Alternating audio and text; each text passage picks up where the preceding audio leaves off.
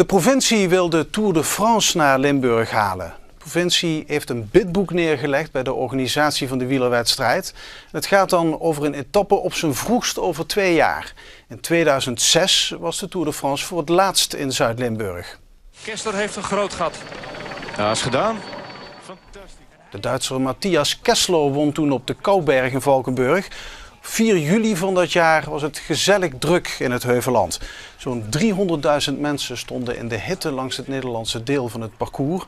Komende zomer is de start van de Tour de France in Utrecht, maar dan wordt Limburg niet aangedaan.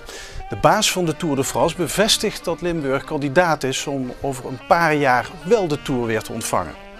Il y a une candidature aux Pays-Bas, il y a beaucoup d'autres candidatures évidemment d'autres pays étrangers ou de France, mais on va d'abord...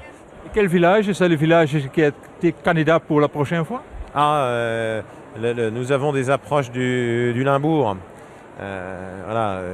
toute la région. Et de Amstel Gold? Oui, absolument. Aan de tafel in de studio van avondgasten gedeputeerde sport Ger Koopmans. Meneer Koopmans, waar gaat het nu exact om? Een etappe of toch om de grote tourstart? Het gaat over een etappe. We hebben eigenlijk al in december 2013 een soort van plan aangeleverd bij de Tourdirectie. En afgelopen zomer hebben gedeputeerde Van Dijk en ik nog eens een keer bij de directie van de Tour dat herhaald. Ja, u bent bescheiden. Een départ is toch veel prestigieuzer? Ja, ik was vandaag ook een beetje verrast. A, door de warme woorden van Michel Prudhomme over Limburg. Maar B, dat het in relatie werd gebracht tot de grand départ, de grote start. Daar hebben wij nooit een kandidaatstelling voor gedaan. Dat gaat ook over vele grotere bedragen.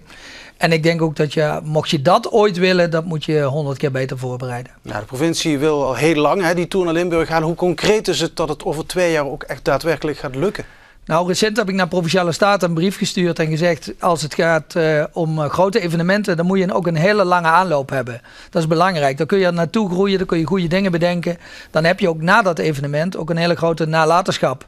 Daar gaat het namelijk om dat je dan in de breedte sport, in de toerisme, in de economie er flink plezier van hebt. En dat betekent dat je echt jarenlang de tijd moet nemen. Ja, bij de Tour gaat het wel altijd om heel veel geld. Welk bedrag moet u inbrengen? Het mooie van de Tour is dat je dan nooit met een bot hoeft te werken. Je moet gewoon een goed plan hebben. Maar het betekent wel dat het geld kost. Ja, en u kunt nog geen indicatie geven? Nee, dat ligt aan het plan wat je dan hebt en in welk jaar dat is. Het zou ook nog kunnen dat het samen met Duitsland gebeurt. Relevant is namelijk dat de Tour sinds enkele weken weer bekend ook weer in Duitsland live gaat. Dat is ook weer voor Limburg interessant. Dat moet je allemaal met elkaar betrekken.